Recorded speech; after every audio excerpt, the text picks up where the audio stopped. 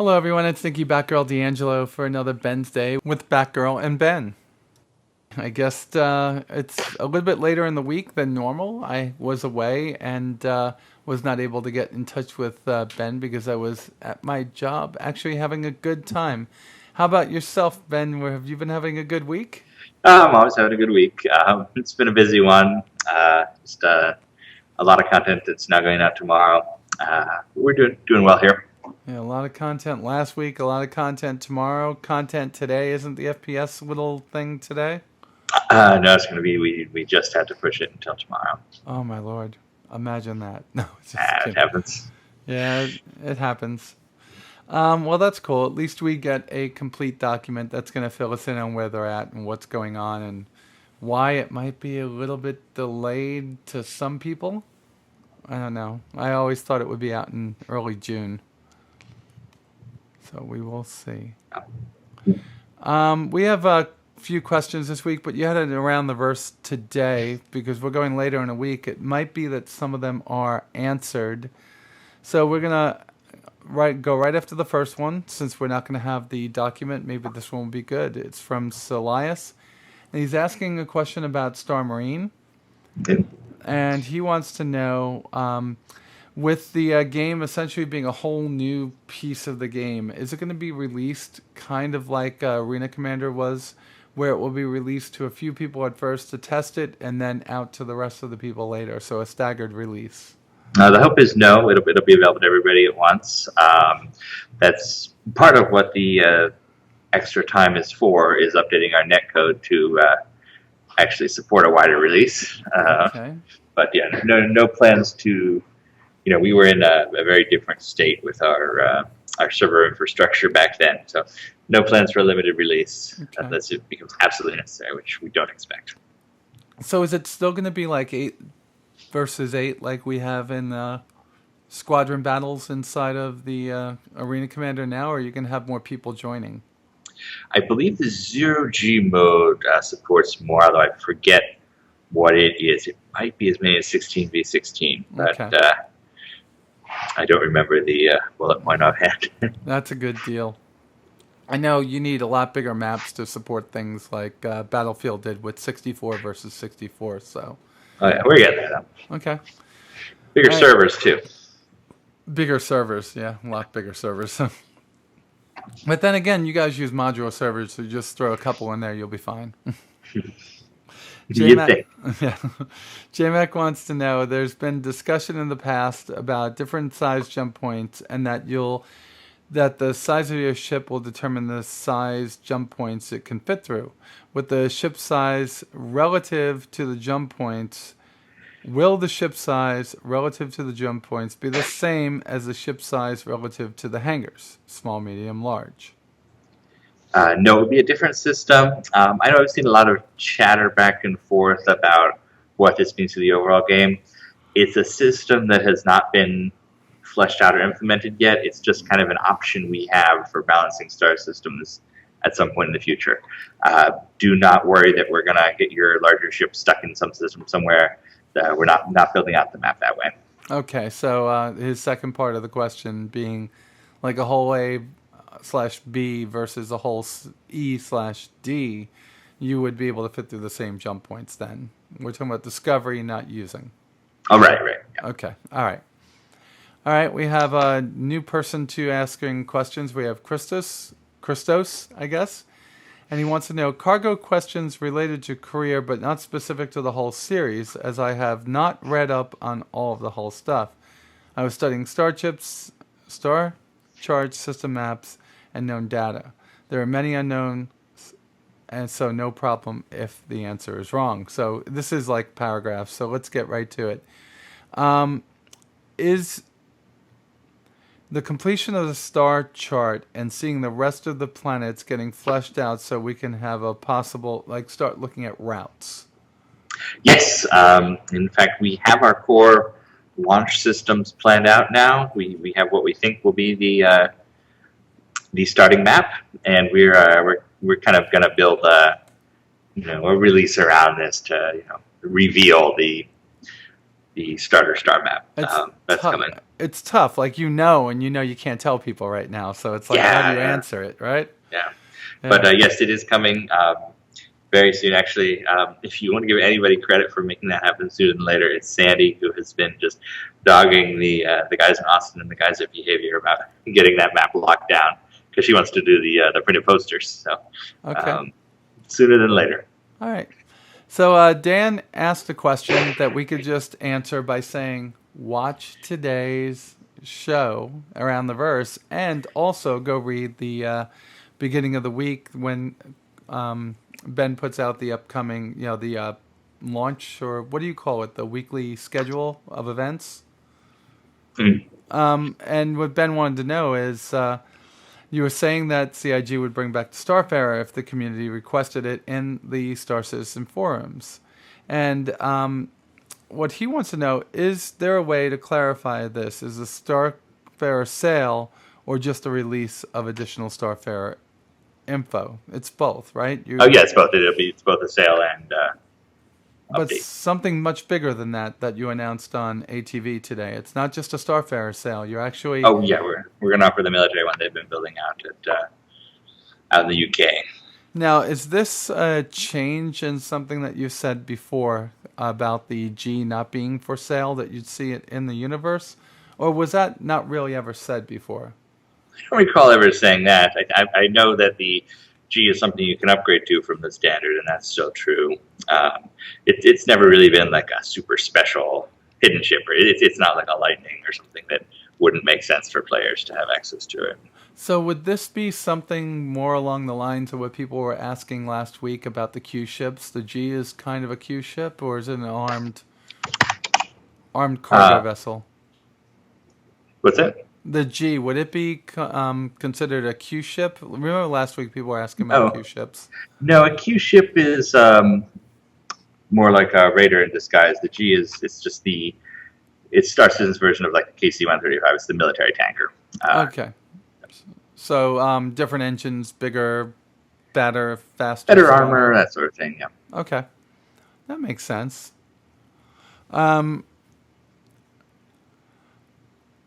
There are... Now, this is coming from Captain Gloom, who seems to get a question in every week, which is pretty cool.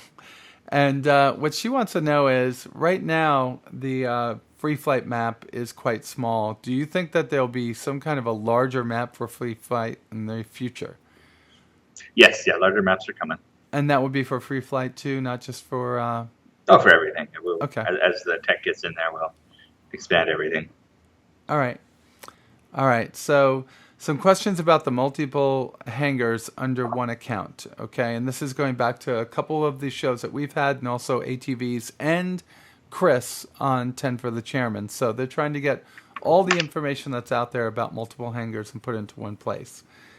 All right, and right now it seems to state that I have multiple packages, and I can choose to have characters that came with different packages choose their own starting location and hangar. So I've bought 3 or 4 packages. Each one of them comes with a hangar. I could stage my hangars in different places of the universe. We've already said that, right, Ben? Yeah, that's right. All right. So they're going a little bit further with this. If character A starts at location A and character B starts at location B, each with their own hangar, what difficulties, permissions, or special expenses might one incur? Landing fees, hangar fees, etc. I'm going to have to dodge that one. It's up to Tony's team. They're putting that together. I can't go into detail as much as I'd like to speculate. Yeah, and the way that it works right now is regardless, just like we talked about that it happened inside of Privateer and also inside of Freelancer. When you landed, there was always some kind of nominal landing fee, correct? Yeah, but it was totally unnoticeable. Okay. So once the PU starts, what would be the difference in the expense between renting a Rebel in New York hangar, where this is going to be all questions that we can't answer yet because PU goes live way after, right? Yeah, I think we can't talk much about the PU stuff today. Yeah, they're talking about relative. If you had to put things into perspective today, like looking at renting something like a ship inside the wreck, you know that a Hornet is going to be more expensive than an Aurora or than a 325A, and they're asking what would the differences be between the hangars. Obviously, Revel and York would be 2, 3, 4 times as much. That's not done yet, folks. Yeah. That'll be done later on. Um, It would be nice to get a statement from CGE on the approximate relative timeline for the following: breaking up multi ship packages. So, this is coming to you from people that are all beyond the concierge status, all beyond the high admiral status and grand admiral status. So, right now, when someone buys a package, they're finding out that they can't break up the package now. And could you make a statement as to, is a package seen by CIG as one, or is it a multiple of ships? What depends on the package. Some have multiple ships, some have one. Well, they're Uh, talking about the big ones, like the fleet packages no. and the war packages and stuff like that. Yeah, that's on our radar. We want to basically let you break up packages. Hey, I'd rather, I don't want my book. I don't want this ship. Blah, blah, blah. It's not a priority, so I can't give a timeline, but it's. I think you'll see the CCU work done well before we actually split up packages, and a lot of that goes into much more arcane, like fulfillment levels. Some people have had some of their physical goods, their ship models sent, their cars sent, and others haven't. It's a whole very complex matrix they have to figure out. Okay. Is there also going to be a sunset or end of melting your ships for credit after purchase? Eventually, I don't have a solid date for that. Right now, I think it's a great way to let people change their minds, and no reason to prevent it as long as it's not impacting the games. And there's no game for it to impact yet. So as we get a more elaborate game and a more permanent universe, yes, it's something we would do. But for now, you're watching it develop just like we are, and we want to give you the freedom to change your ship. Okay, and I agree with that. I think that when Chris mentioned that inside of Around the Verse, it was very, very, very, not Around the Verse, inside of 10 for the Chairman. It was very early um, in that video run. It was probably in somewhere between episode 3 and episode 7 that was in there. And I think that at that point there was a lot of gray market stuff going on. It was just about the time that you changed the policy for gifting. Yeah, Okay. which has helped a great deal, I think. I think it has. I still will happen upon Reddit or Facebook threads that have people selling ships, but I don't see them selling them for $1,000 or $2,000 anymore. I see them selling them for just around what they paid for them to maybe $10 or $20 more. That's a lot better than a scythe I saw one day that was going for $3,500. That was just nuts. Now Harry brought us follow up on Q ship question: are there armored cargo pods for the whole series? Yes, I think that's one of the things we mentioned in the post. There's the option for a more heavily armored pod with less space. And I guess this is somebody that's called the Signal, and they never understood the connection between the Caterpillar and the Freelancer. It feels like they're very comparable in every way to a Connie, but they stand firm on a Freelancer thing. It always looked to me like the Cutlass to the Freelancer and Cat to the Connie. In other words, they're doing ship comparisons, and I'm like, you can't compare what's not out yet. But the Caterpillar's got to be getting close, right? It's coming along a little bit further out.